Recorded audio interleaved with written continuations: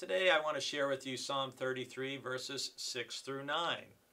By the word of the Lord the heavens were made, and all their host by the breath of his mouth. He gathered the waters of the sea as in a bottle. He put the deeps in storehouses. Let all the earth fear the Lord. Let all the inhabitants of the world stand in awe of him.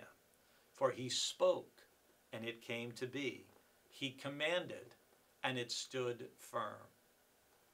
Here in Psalm 33 in verses 6 to 9, we hear an affirmation of the Lord as the creator of the world and of the universe. And this sounds very much like what we hear in Genesis chapter 1 of God speaking creation into being. The power of God's spoken word is truly beyond our comprehension. And in the verses preceding, we heard how the earth is full of the steadfast love of the Lord in verse 5, and then verses 6 to 9 articulate how it's by the word of the Lord that the heavens were made. That's all that we can see when we look up into the sky. And all the seas, all the waters, the lakes, the rivers.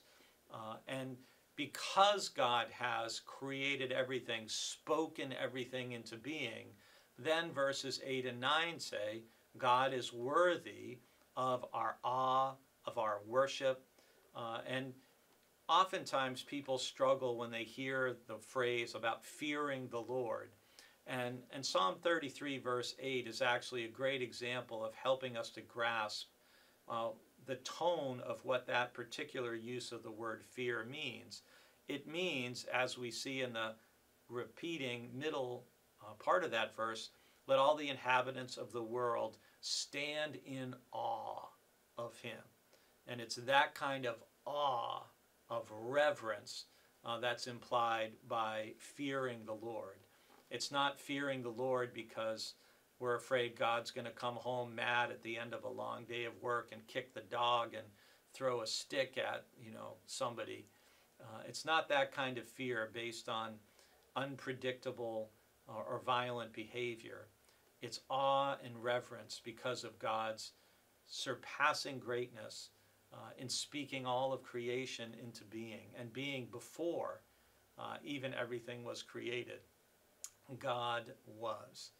And so here in the middle of Psalm 33 in verses 6 to 9, we're reminded of God's role as creator. And I encourage you today in this first week of September, in this beautiful time of year, to take a few minutes today, whether you go for a walk, you sit outside in your yard or on a deck, and just take in what you can see. Go for a walk on the beach, and just think of the beauty and vastness and diversity and the interrelatedness of all God has created.